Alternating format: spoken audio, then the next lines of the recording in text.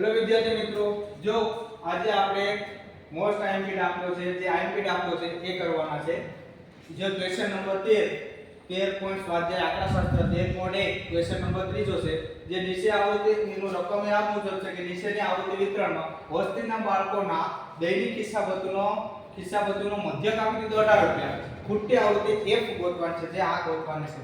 હવે પહેલા સ્ટાર્ટિંગમાં તમારે આ દાખલામાં શું કરવાનું છે? આ દાખલો તમે ગમે એ રીતે કરી શકો. ધારેલા મધ્યકની રીત કરી શકો, પદ વિચલનથી કરી શકો અને પ્રત્યક્ષની રીતથી કરી શકો. ત્રણે રીત જે રીત તમને ફાવે, જે તમને અનુકૂળ લાગે એ રીતથી દાખલો તમે કરી શકો. અત્યારે મને જે ઠીક લાગે, મને ધારેલા મધ્યકની રીત ઠીક લાગે તો હું ધારેલા મધ્યકની રીતથી પણ કરી શકું અને પ્રત્યક્ષની રીતથી ઠીક લાગે તો પ્રત્યક્ષની રીતથી પણ કરી શકું. ખ્યાલ પડ્યો? તો અત્યારે હું ધારેલા મધ્યકની રીતથી દાખલો કરું છું, પ્રત્યક્ષની રીતથી દાખલો કરું છું. હવે એક સાઈ ગોતવાનું છે. એક સાઈ ગોતવા પહેલા આપણે સિગ્મા fi એટલે કે સિગ્મા fi ગોતી લઈએ. સિગ્મા fi એટલે કે આ બધીનો સરવાળો, ધારો f ને મૂકી દેવાનો સાઈડમાં, બાકી બધાનો સરવાળો કરી નાખો 44 આવશે. કેટલો આવશે? 44 પ્લસ f, પાછળ f પ્લસ માં છે, સરવાળો કરવાનો છે એટલે કે પ્લસ માં કરવાનો. હવે શું કરવાનું છે? એક સાઈડ એટલે કે આ બંનેનો સરવાળો એને ભાગ્યા 2, બંનેનો સરવાળો કેટલો થાય? 26 થાય. એને ભાગ્યા 2 એટલે કે 12 વધે. 12 માં કેટલાનો ગેપ છે બધીમાં? 1 12 માં બધીમાં ગેપ કેટલાનો છે? 2 બેનો. એટલે કે એમાં 2 નાખીએ તો 14, 14 માં 2 નાખીએ 16, 16 માં 2 નાખીએ 18, 18 માં 2 નાખીએ 20, 20 માં 2 નાખીએ 22, 22 માં 2 નાખીએ 24. ખ્યાલ પડ્યો? હવે આપણે કેની રીતથી કરવાનું છે? પ્રત્યક્ષની રીતથી. તો આપણે કોઠું આગળ વધારવા માટે fi xi જોઈએ. હાલો fi xi તો શું કરવાનું? 7 નો ને 12 નો fi અને xi નો બંનેનો ગુણાકાર, એટલે કે 7 નો અને 12 નો ગુણાકાર કેટલો થાય? 84 થાય. 84. હવે 14 84 નો પતાય. રેડી? હવે 16 નવા 144.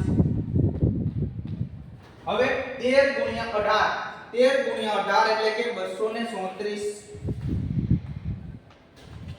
હવે 20 ગુણ્યા f એટલે કે 20f.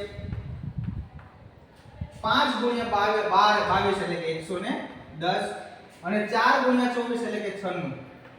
ખ્યાલ પડ્યો? હવે આ બધાનો ટોટલી સરવાળો કરી નાખવાનો. f ને સાઈડમાં મૂકીને બાકી બધાનો સરવાળો કરી નાખીએ તો સિગ્મા fi xi બરાબર બધાનો સરવાળો કેટલો થાય? 752 થાય પ્લસ 20f. પાછળ 20f લખે છે તો 20f. ખ્યાલ ખાસ નોટ કરી લેજો. ખ્યાલ પડ્યો? હવે આ કોઠાનું કામ પતી ગયું.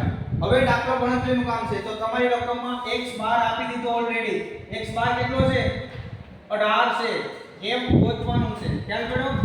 f ગોતવાનું છે. ઈ ગોતી લઈએ આપણે અત્યારે. જોઈએ આપણે દાખલામાં આગળ કરતા. હવે સૂત્ર શું છે?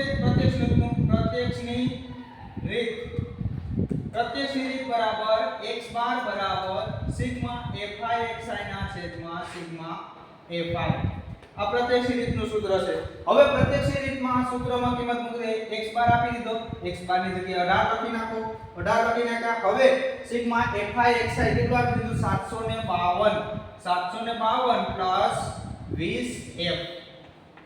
હાલો 752 પ્લસ 20f આવી ગયું. સિગ્મા fi કેટલું છે? 44 પ્લસ f. 44 plus f. હવે 44 આ બાજુ ગુણાકારમાં છે, એટલે સોરી ભાગાકારમાં છે. આ બાજુ જાય તો બરાબરની ગુણાકારમાં હોય છે, એટલે કે 18 ગુણ્યા 44 પ્લસ f બરાબર 752 પ્લસ 20f.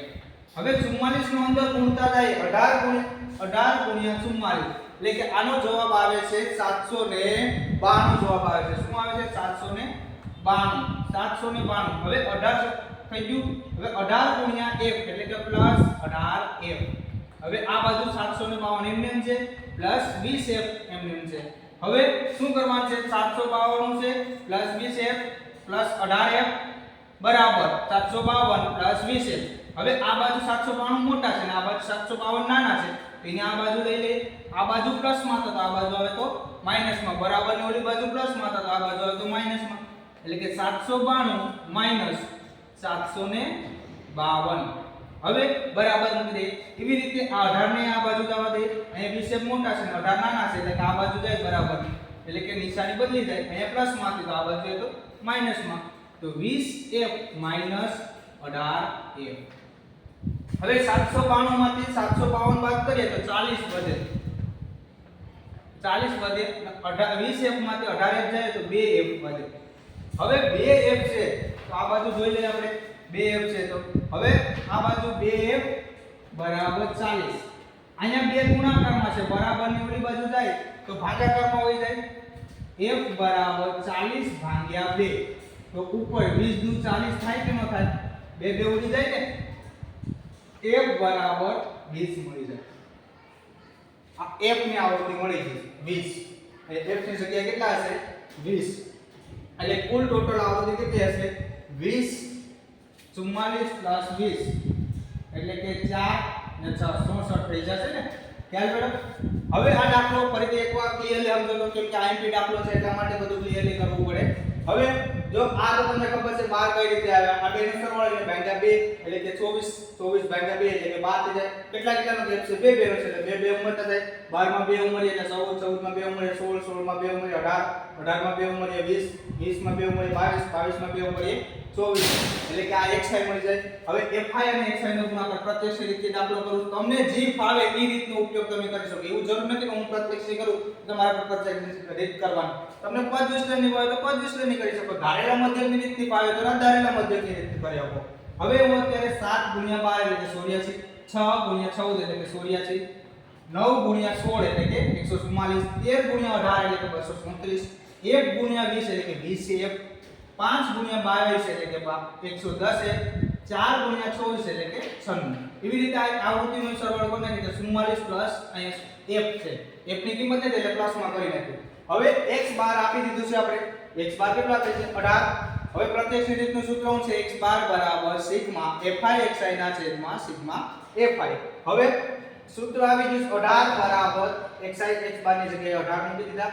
હવે ઉપર સિગ્મા fi xi કેટલું આપણે મળ્યું 752 પ્લસ 20 એ ઉપર મૂકી દે અને સિગ્મા fi કેટલું છે 44 પ્લસ f અહીંયા નીચે મૂકી દે.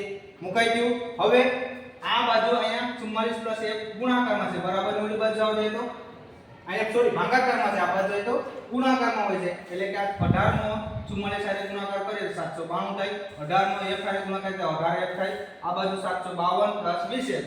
હવે મોટા 792 છે આ બાજુના 752 ને આ બાજુ આવવા દે એટલે કે માંથી બાદ બાકી થાય. 792 માંથી 752 જાય એટલે કે 20 વધે.